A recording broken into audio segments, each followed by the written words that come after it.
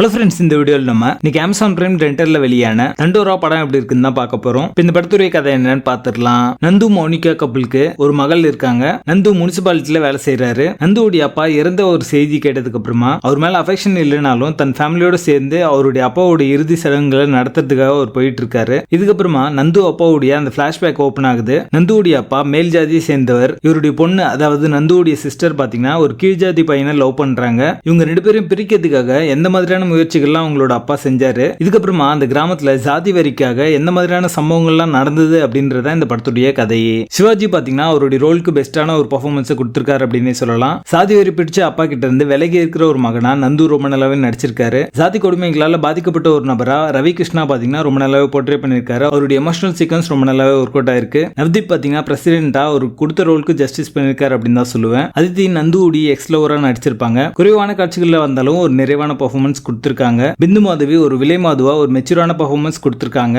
Songs BGM எல்லாமே டீசெண்டா இருக்கு. சினிமாட்டோகிராஃபி, சவுண்ட் எஃபெக்ட்ஸ் எல்லாமே அந்த நேட்டிவிட்டியை வந்து கேப்சர் பண்ற மாதிரி அமைஞ்சிருக்கு. சட்டிலான ஸ்கிரீன் பிளேவும் சிந்திக்க வைக்கிற மாதிரியான ஒரு மெசேஜும் இந்த படத்துக்கான பிளஸ்ஸாக அமைஞ்சிருக்கு. சாதி சம்பந்தப்பட்ட படங்கள்ல பாத்தீங்கன்னா லவ் ஸ்டோரி அப்படின்றது ஆடியன்ஸ் கிட்ட கனெக்ட் ஆச்சு அப்படின்னா தான் அந்த படமே வந்து ஒர்க் அவுட் ஆகும். அந்த ஃபேக்டர் பாத்தீங்கன்னா இந்த படத்துல மிஸ்ஸிங்கா இருக்கு. இந்த படத்துல தேவையில்லாத சீக்வன்ஸ் அப்படின்றது எதுவும் இருக்காது. இருந்தாலுமே படம் பாத்தீங்கன்னா ரொம்ப ஸ்ட்ரெச் பண்ணி சொல்ற ஒரு ஃபீல் தான் வருது. படத்துடைய செகண்ட் ஹாஃப் கம்பேர் பண்ணும்போது ஃபர்ஸ்ட் ஹாஃப் பெட்டரா இருந்துச்சு அப்படின்னு தான் சொல்லுவேன். கிளைமேக்ஸ் இன்னும் கொஞ்சம் பெட்டரா பண்ணிருக்கலாம் அப்படிங்கிற மாதிரி தோணுச்சு. படத்துடைய பேசிங் ஆவரேஜா இருக்கும். மொத்தத்துல இது ஒரு ஒன் டைம் வாட்சபிள் மூவியா வந்திருக்கு. படத்துல அழகான இருக்கு. இந்த படத்தை நீங்க ஃபேமிலியோட பார்க்காதீங்க. தண்டோரா படத்துக்கு எங்களோட ரேட்டிங் 5 out of 10.